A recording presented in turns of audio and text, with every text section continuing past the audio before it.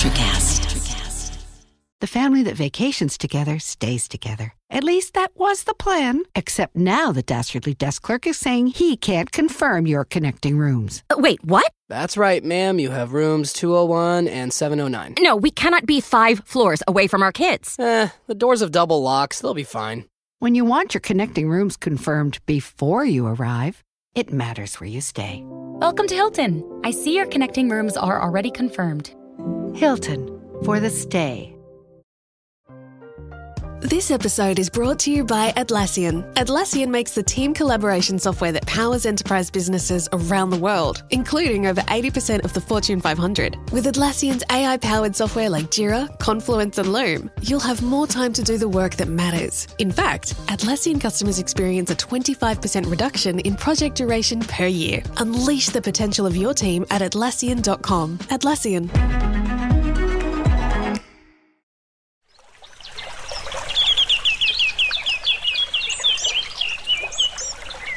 Welcome to Nature Pact. In today's episode, Fiona Alston is interviewing Martin Villig, co-founder of Bolt.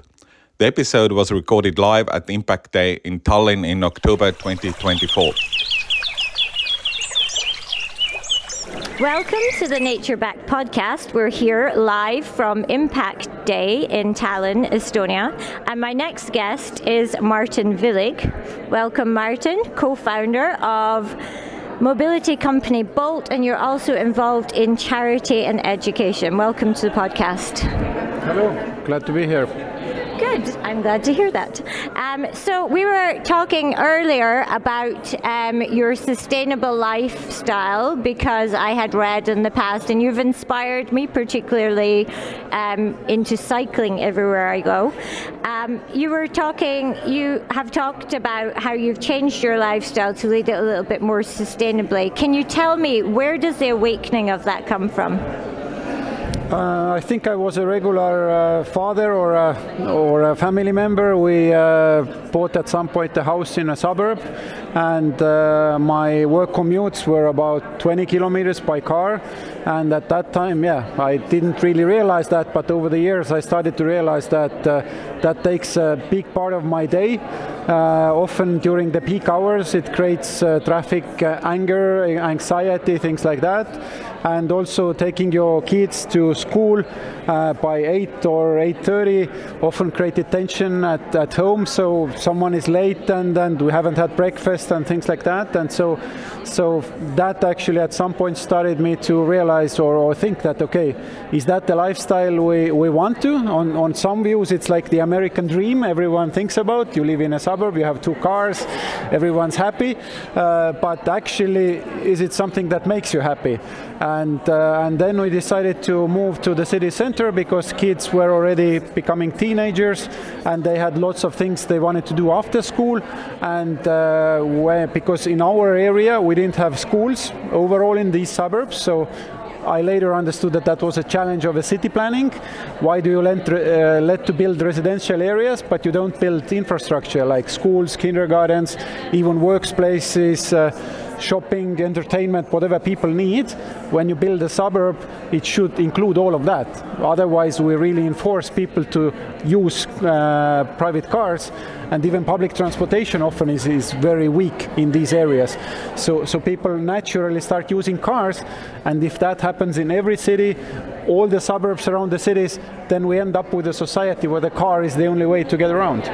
And then we decided to move to the city to give independence to everyone. So kids could wake up in the morning and walk to the school or cycle to the school.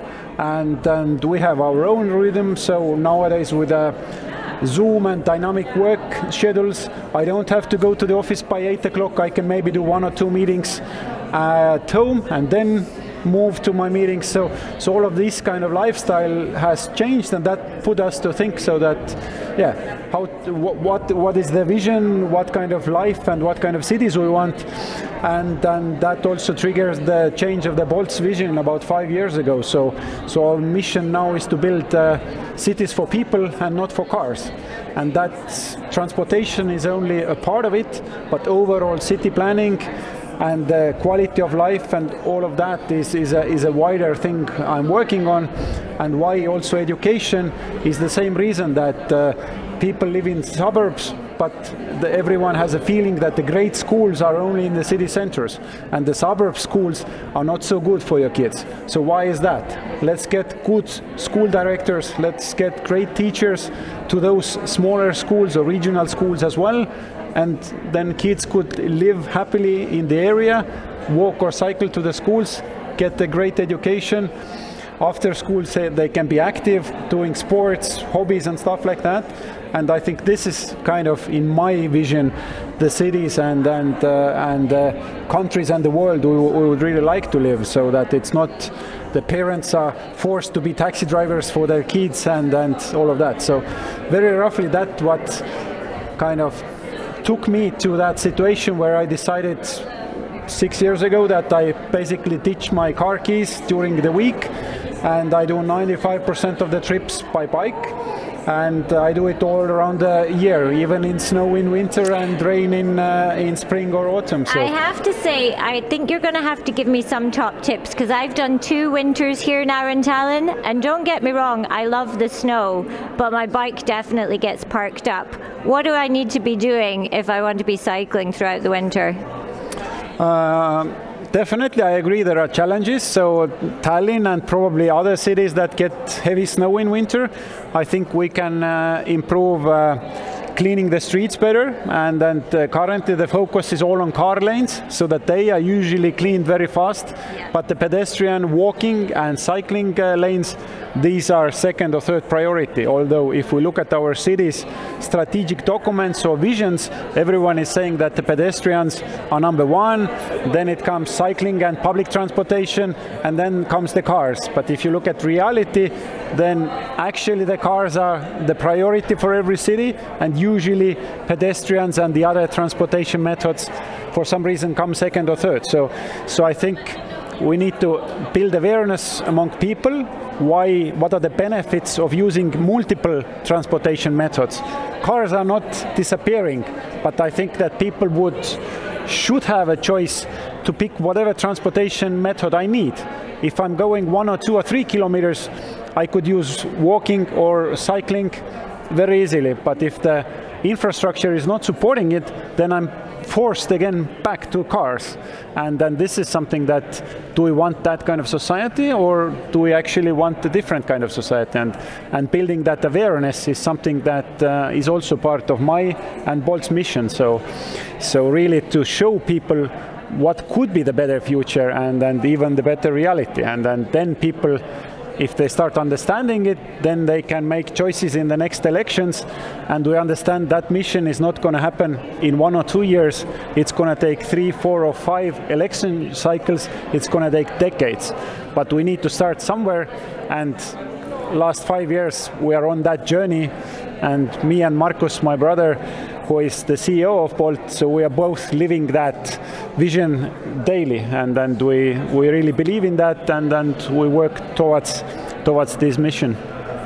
Yeah, let's talk about Bolt for a moment, and I do know that you now have a bit more of a backseat role in Bolt, but at the same time, I mean, the company has really scaled, and how did you manage to scale the company, which is involved in mobility, which is involved in putting cars on the road when you think about Bolt Drive, or you think about the people who are using Bolt as the taxi, then how do you scale a company but also keep sustainability in mind, and how is it that you influence then people to use those facilities so they start leaving their car at home?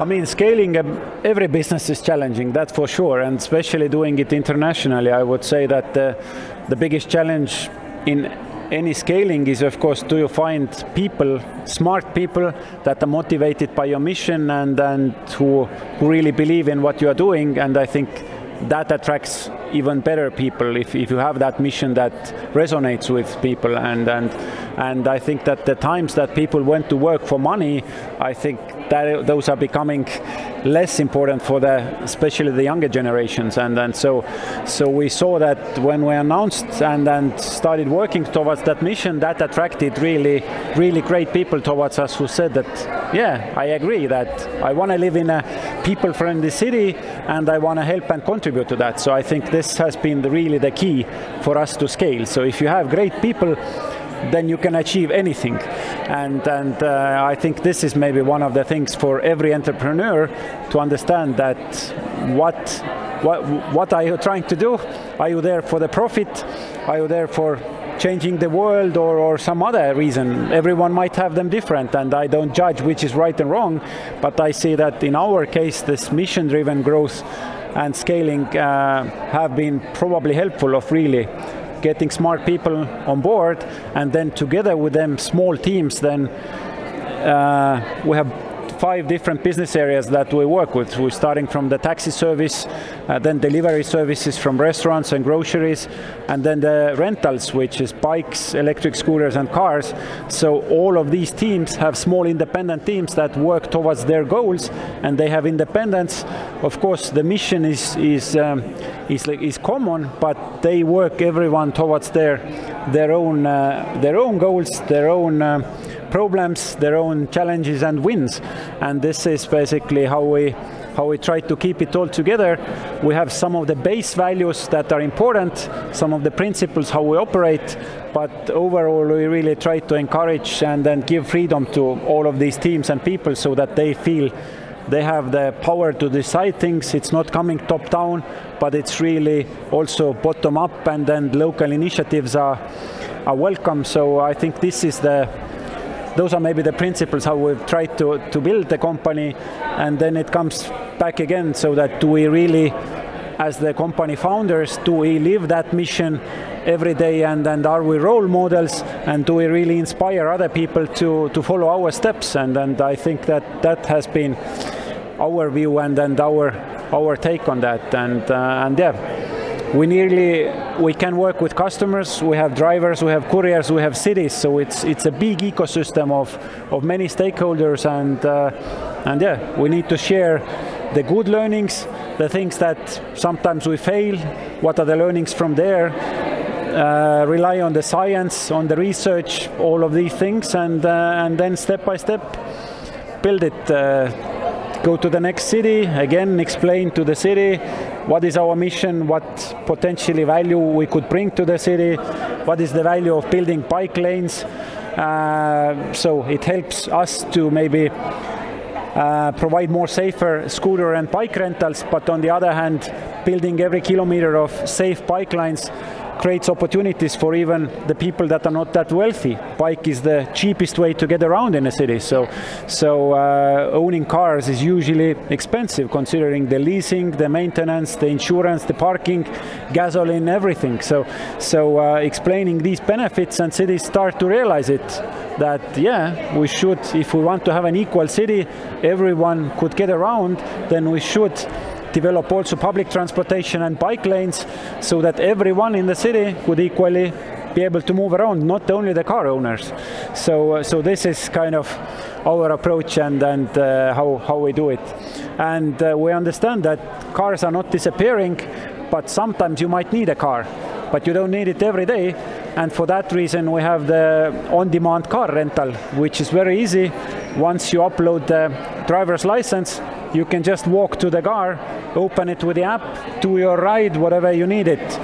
20 minutes, maybe 2 days to go to the countryside or to a festival or to the beach, and you put the car back and the other people can use it. So what we see from the statistics is that the shared car has 8 to 15 trips per day, and this is usually different people.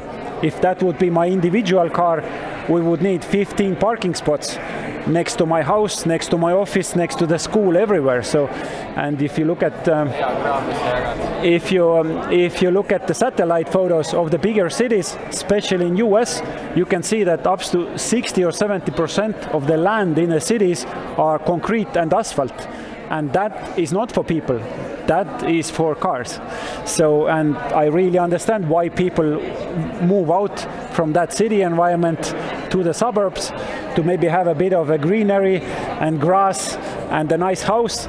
But if the infrastructure and city is not well planned, that forces people again to use cars and get back to the city. So I think this is the cycle and mindset we overall like to build awareness and people to think, so that whom I vote to the city government, if I buy an apartment or a house, is that a suburb that is well developed, or what can I influence real estate developers to build much more functional suburbs, so that it would be actually friendly for myself, for my kids, for everyone in the community, so people would know each other. And also I would say the loneliness is becoming the #1 problem in the world, because most people don't know their neighbors. They don't even say hello. They stay in their apartment, and due to that, they have mental health issues and things like that. So this is kind of more shared, supportive communities and cities. This is what we envision and what we try to build. The family that vacations together stays together. At least that was the plan. Except now the dastardly desk clerk is saying he can't confirm your connecting rooms. Wait, what? That's right, ma'am. You have rooms 201 and 709. No, we cannot be 5 floors away from our kids. The doors have double locks. They'll be fine. When you want your connecting rooms confirmed before you arrive, it matters where you stay. Welcome to Hilton. I see your connecting rooms are already confirmed. Hilton, for the stay.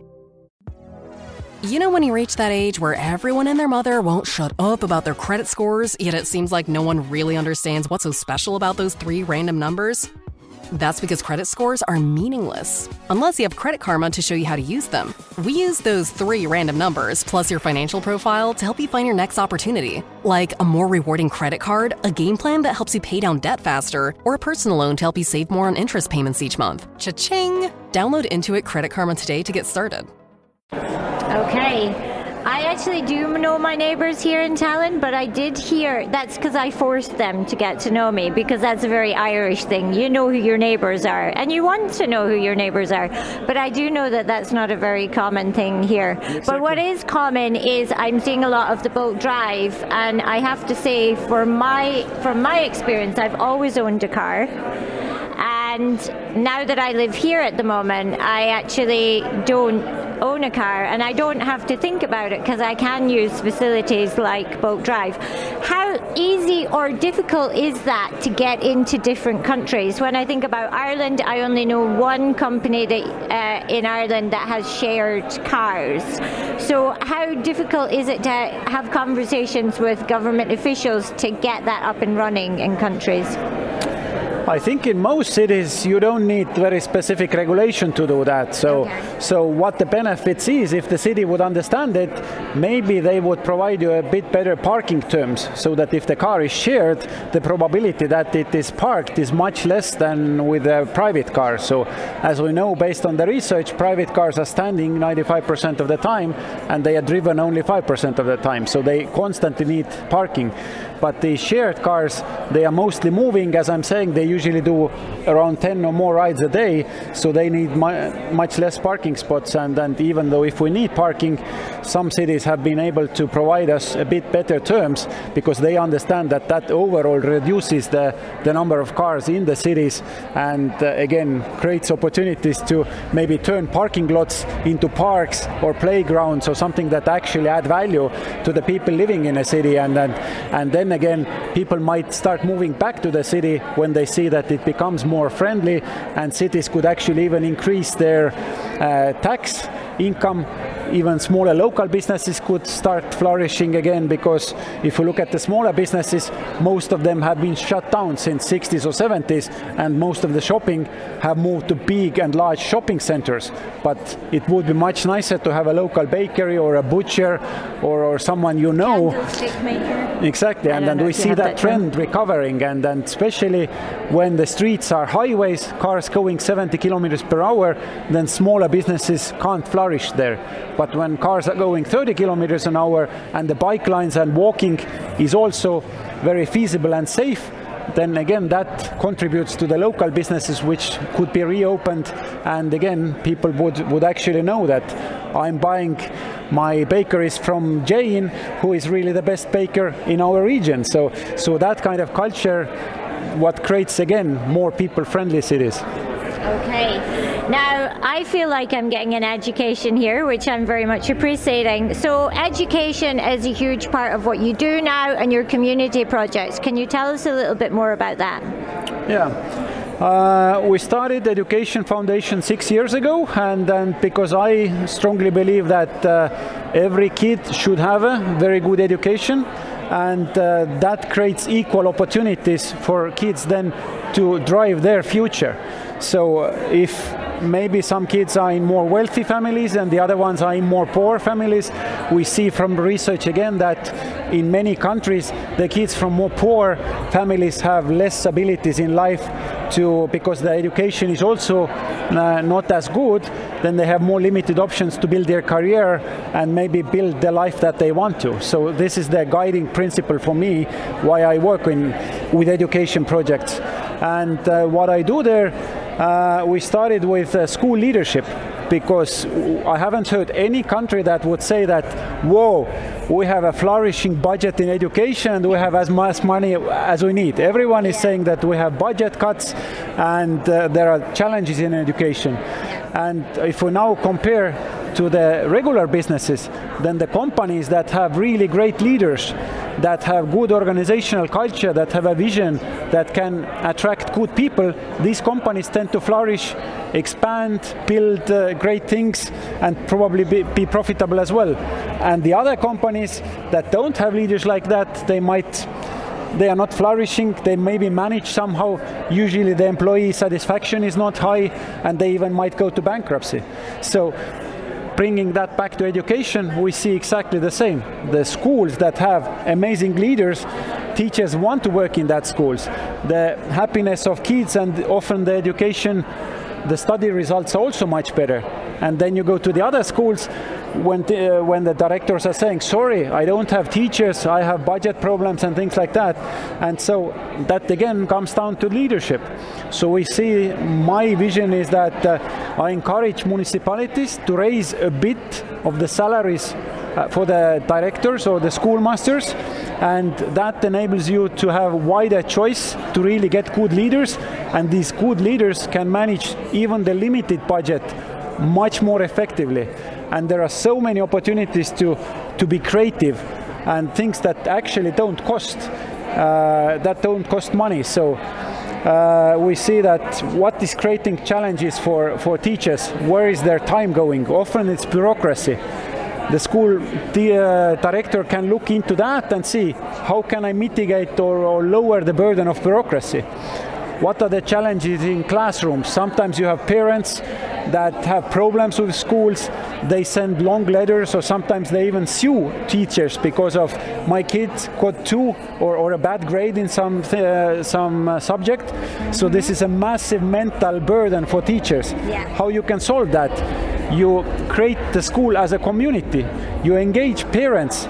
You might have parents that are psychologists, that are lawyers, that are specialists on HR. And if they are part of the school ecosystem, the community, then they can help the teachers to solve these problems, even maybe do common trainings, educate parents. What are the roles of modern parenting, how to deal with mental health, how to avoid narcotics or electronic cigarettes, all the challenges that we have in schools. You can do that in common cooperation, and that actually doesn't take money. So that takes down the burden from teachers. They are not burned through, they are not mentally kind of dead, but they see that the community is actually supporting them, valuing them. So those are the small things that doesn't cost money but makes a huge difference in schools. So this is kind of the mindset how I see schools, and as really a community organizations.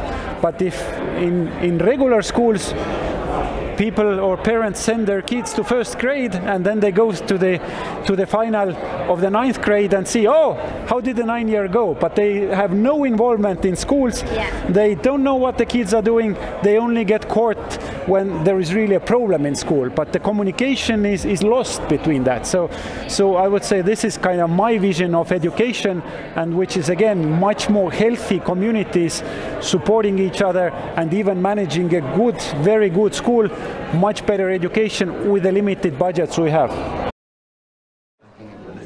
Listen in.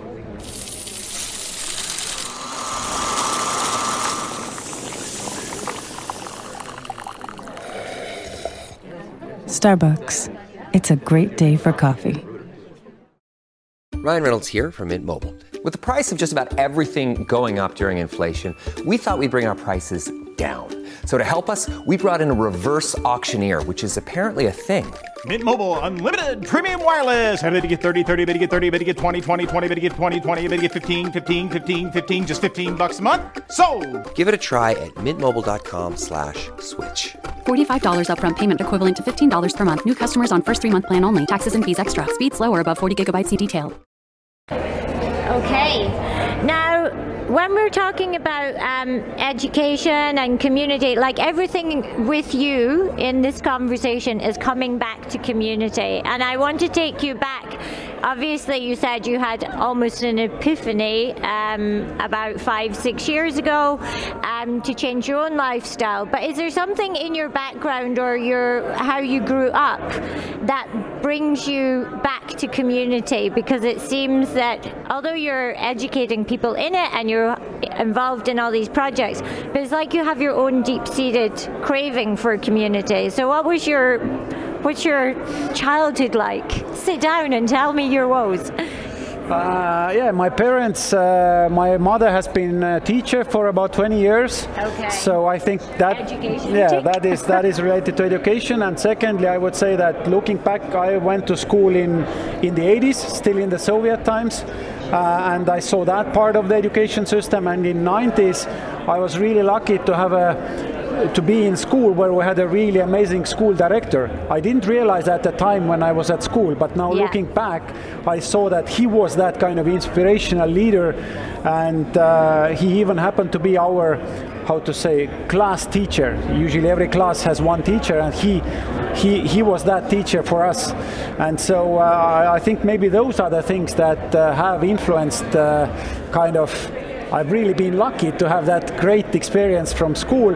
He tried to understand the kind of strength of every student and encourage them, so that he understood that even though you might not be that great or you don't have passion in geography, but maybe you are great in entrepreneurship. So he encouraged that. So he allowed us to be part of building schools' websites or creating hackathons and building business ideas. He sent me to Business Olympiad. So he was really looking at every student, and he encouraged that in all his teachers as well, so that you not maybe have the best grades in all the subjects, but try to find what is one or two things that each student has, what makes them sparkle, and what is their passion, and encourage that. And because if everyone is saying that your grades are bad, then students are saying that, I don't like the school, it's shitty, I don't want to go there because no one understands me, only my friends understand me. And then you might, depends on how the group is doing, you might end up drinking or doing something bad. But if you get also positive feedback from schools and everywhere, I think this is really, really important. And I think that's why I can say I was really lucky that I'm really happy with my school time.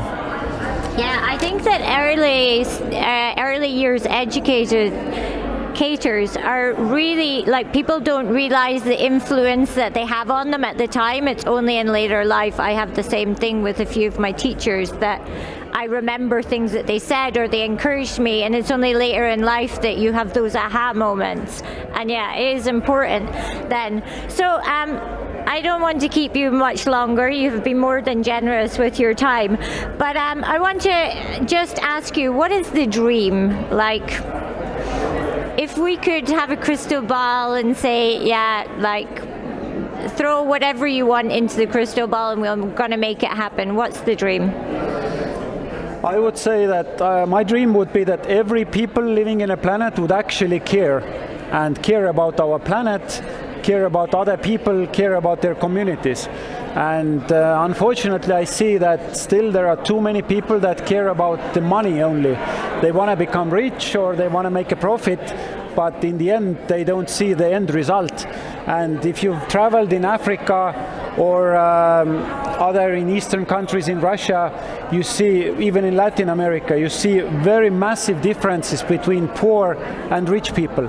And I don't want to live in a country where rich people should live in a cage. And what I mean by that is restricted areas where you have security guys with a high guards everywhere and your kids can't walk to school. Yeah. So I would like to have societies where the differences between the rich and the poor are smaller so that everyone in the society can handle decently their living standards, everyone can manage, and then if you work really, really hard, okay, you can maybe make more money if it makes you happy, but in general, I want to live in a society where everyone would be happy and it would be safe. And in the end, we should rethink the whole global economic system as well. Is the 1 liter of gasoline actually €1.50, or should it be actually much more, considering the whole environmental cost that it is there? Yeah. And what would be actually the power to change our economic systems that we have in the world now, from the profit-driven economy to really think that, do we need that much profit? What is the actual costs of the services that we consume? Should I be able to fly Ryanair flight for the price of a cappuccino or not? What is the actual price of the flight? So, and if we start pricing the things, what they really cost to the planet and the environment, I think that would start to change that. But it's really challenging, and I don't have a great answer to that question, but I encourage smart minds to think about it. And then potentially we could have a planet that is livable for our kids and their grandchildren and their grandchildren. So yeah. You've just given me a great idea for a podcast. You, me, and Michael O'Leary. That would be a great conversation. I'd like to be debating that. Okay. Thank you very much. My wish for the future is that during the winter in Tallinn, everyone has a falling on their arse story, and I would really like it that we had no ice on the pavements. But I feel that you're the man that's going to make that happen around here, hopefully.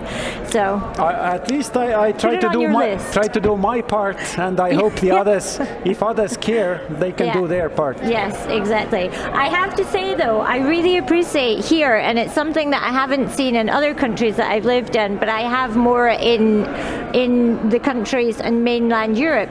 People do look out after it's like when you're coming back to community, people care about their spaces and clean their spaces and clean the ice off the pavements around their doorstep and stuff like that. So yeah, we just need more of that worldwide, don't we?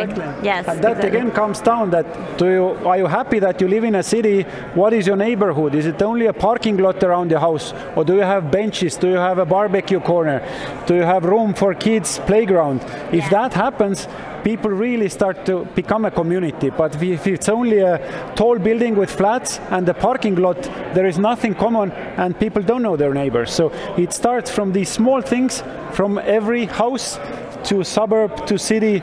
So this is kind of the thing I encourage people to really start thinking about, and I think everyone would live more happily in the end. Okay, you've just solved one issue I always have in my head is, why do I live in a city? Because I've never managed to live in a city before, and Tallinn's the first thing, and I thought it was maybe because there's not very many people here, but now I realize it's probably the community that I live in that makes me feel like I live in a little village in a bigger city. So if your small house and your small garden is a nice community, you could be very happy in the city. Yes. Okay. Martin, thank you so much for joining us on the Nature Backed podcast. We're going to take a small break now, and we will be back with another great guest. Thank you. If you like the show, subscribe and leave a good rating on the podcast platform of your choice. It would mean a world to us.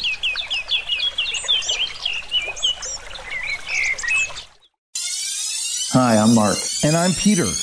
We're the founders of Electrocast Media, bringing you great podcasts like Nightmare Road Stories, Tech Talk Revolution, and Bodacious Minds. Electrocast networks include Ruby for female empowerment, the Best Business Network, and GPN for geopolitics.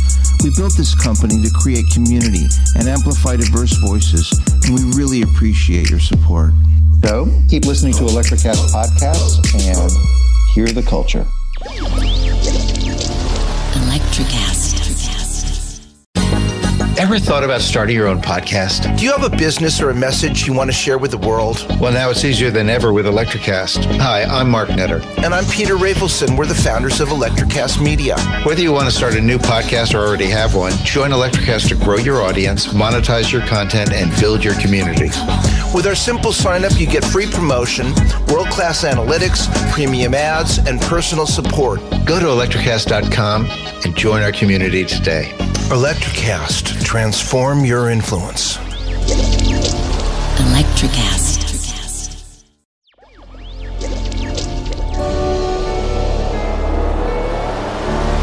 Electrocast.